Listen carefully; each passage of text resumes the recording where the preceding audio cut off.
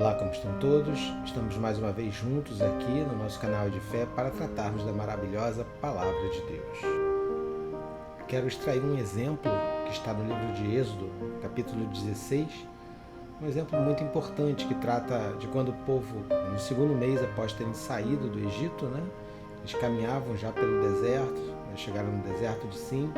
Naquele momento as pessoas começaram a murmurar contra Moisés e contra Arão. Estavam com saudades do período em que estavam escravizados no Egito, porém naquele momento eles tinham comida, tinham fartura. Mesmo vivendo escravizados, eles estavam olhando para o que tinha de alimento físico, de alimento natural. Eles não demonstravam nenhum tipo de interesse em viver em liberdade, mas ao contrário, eles estavam presos ao que é natural, ao que era natural no Egito. E toda essa indignação e toda essa reclamação que eles fizeram e faziam contra Moisés e contra Arão, Deus ouviu, Deus interveio.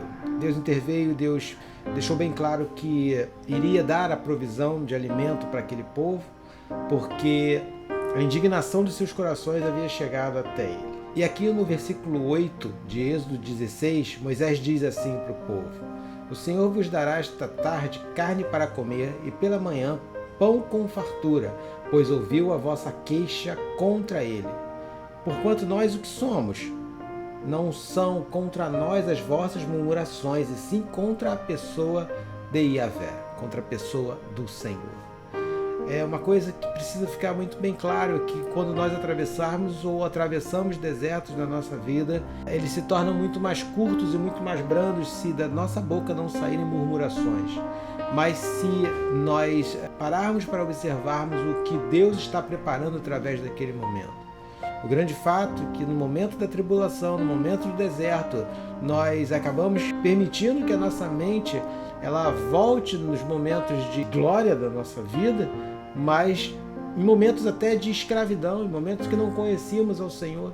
E quando começamos a colocar em grau de comparação que naquela época nós tínhamos uma condição financeira melhor, que naquela época a nossa saúde era melhor, que naquela época não havia pessoas que se irritavam conosco porque falávamos diferente dos demais, e as desculpas são muitas para podermos ficarmos olhando para aquilo que passou e queremos resgatar aquilo tudo que já não pode mais existir e que no passado talvez tenha sido até bom, não seja talvez nem nada ilícito, mas não dá para vivermos presos no que passou.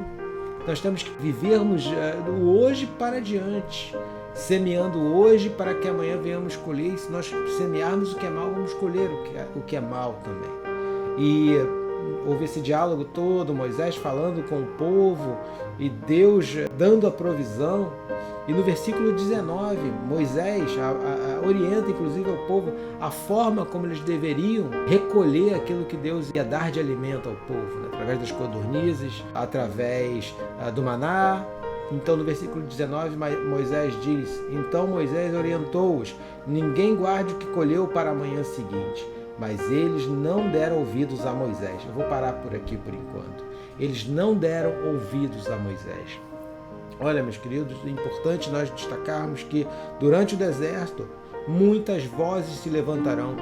Quando Jó estava naquele estado deplorável de enfermidade, de perda, de miséria, de tristeza e de dor, várias vozes se levantaram, inclusive dentro de casa. Amaldiçoa o teu Deus e morre.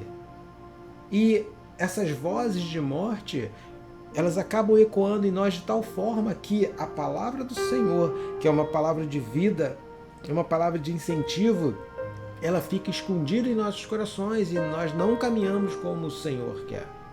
Quem sabe hoje o seu momento seja esse, de deserto, de olhar para o lado e ver apenas sequidão, mas é no deserto que Deus nos alimenta, é no deserto, quando não há mais de onde extrair absolutamente nada, quando não há mais água para beber, quando não há mais alimento para comer, que o pão vivo que desceu do céu veio para te alimentar e para nos alimentar. Então esse é um momento que talvez você atravesse de deserto, um momento de se aprofundar e ter raízes no Senhor, para que o pão vivo seja o seu alimento máximo. É óbvio que Deus não deixará nunca o seu justo, nunca deixará aqueles os quais Ele escolheu, os quais Ele chamou, padecer necessidade. e as codornizas e o maná eram a provisão de Deus, e a Bíblia fala que cada um recolhia na medida que fosse necessário para o seu sustento. E no deserto nós precisamos entender que a medida necessária para o nosso sustento estará presente.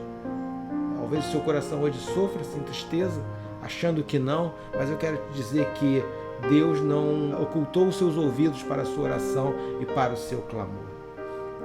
Então fique atento ao que Deus tem falado à sua vida através da sua palavra, através dos seus líderes espirituais, do seu pastor, dos seus amigos que conhecem a Deus e que têm uma palavra. E sabe, Deus usa às vezes até aquele que ainda não conhece a Deus para ser bênção na sua vida. Então fique atento que esse momento de deserto não é um momento para a morte, mas é um momento para a vida, é um momento para a perseverança, é um momento para ser alimentado diretamente pelo Senhor.